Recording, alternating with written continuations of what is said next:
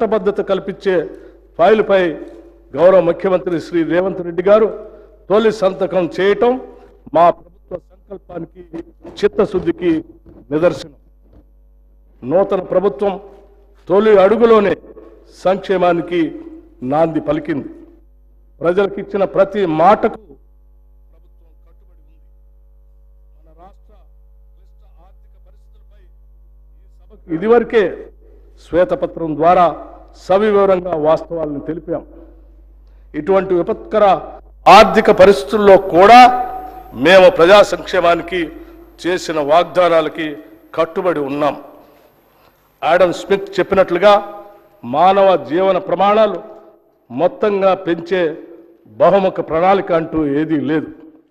కానీ రాష్ట్రంలో అందుబాటులో ఉన్న వనరులతో వివిధ సాధన మార్గాల ద్వారా సాధించవచ్చు. గత పాలకుల నిర్వాకంతో మన ధనిక రాష్ట్రంలో కూడా ఆర్థిక కష్టాలు వచ్చాయి. పూట గడవటం కూడా కష్టమనేంత కనిష్ట స్థాయికి రాష్ట్ర ఆర్థిక వ్యవస్థను చేర్చారు. రాష్ట్రంలో మౌలిక సదుపాయాల కల్పనకు ప్రాధాన్యత ఇవ్వకుండా ప్రజలకు ఏమాత్రం అవసరం లేని ఆర్భాటాలకు డబ్బు ఖర్చు చేశారు. రాష్ట్రం ఆర్థికంగా ఎంత దురదృష్టకర పరిస్థితిలో ఉందంటే ప్రతి నెల 1వ తేదీన రాష్ట్ర ప్రభుత్వ ఉద్యోగులకు మరియు పెన్షనర్లకు జీతాలు ఇవ్వలేనటువంటి పరిస్థితి. దీనివల్ల ఉద్యోగుల క్రెడిట్ స్కోర్, సిబిల్ స్కోర్ దెబ్బతినటం వల్ల వారు రుణాలు పొందడం కూడా కష్టమవుతూ ఉంది. వృద్ధులైన పెన్షనర్లు మందుల కోసం ఖర్చు పెట్టిన డబ్బులు పొందడం కోసం ఎదురు చూసే పరిస్థితి ఉత్పన్నమైంది. అందుకే తెలంగాణ రాష్ట్ర ఆర్థిక పరిస్థితిని, ప్రజల జీవితాలను దుర్భరం చేసే దిశగా సాగిన ప్రజా వ్యతిరేక పాలనకు ప్రజలు చరమగీతం పాడారు. ఇదే మన ప్రజాస్వామ్య వ్యవస్థ యొక్క గొప్పతనం. దివాళా తీసిన రాష్ట్ర ఆర్థిక పరిస్థితిని మెరుగుపరచడానికి ఇప్పటికే దుబారా ఖర్చులు తగ్గించాం. రాష్ట్ర ఆర్థిక క్రమశిక్షణతో పాటు మెరుగైన సంక్షేమ పాలన అందించాలన్నదే మా లక్ష్యం.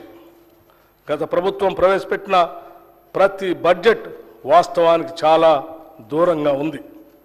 రాష్ట్రం యొక్క రాబడిని అధికంగా చేసి చూపెట్టడం ద్వారా ఎన్నో పథకాలకు నిధులు కేటాయిస్తున్నామనేటువంటి భ్రమను కల్పించారు. ఉదాహరణకు దళిత బంధు పథకానికి బడ్జెట్లో 17,700 కోట్ల రూపాయలు చూపిస్తే నిధులు మాత్రం ఒక్క పైసా కూడా ఖర్చు పెట్టలేదు.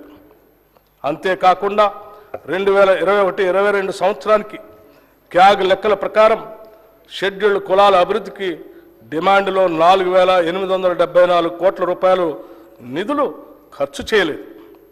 గిరిజన అభివృద్ధిలో 2,918 కోట్ల రూపాయలు ఖర్చు చేయలేదు.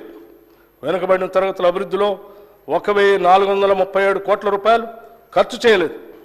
అదేవిధంగా రైతులకు వడ్డీ లేని రుణాల కొరకు కేవలం 2014-15 ఆర్థిక సంవత్సరం నుంచి 2023-24 ఆర్థిక సంవత్సరం వరకు 1,067 కోట్ల రూపాయలు బడ్జెట్ పెట్టి కేవలం 297 కోట్ల రూపాయలు మాత్రమే ఖర్చు పెట్టారు. అదేవిధంగా మహిళలకు 2014-15 ఆర్థిక సంవత్సరం నుంచి 2023-24 ఆర్థిక సంవత్సరం వరకు 7,848 కోట్ల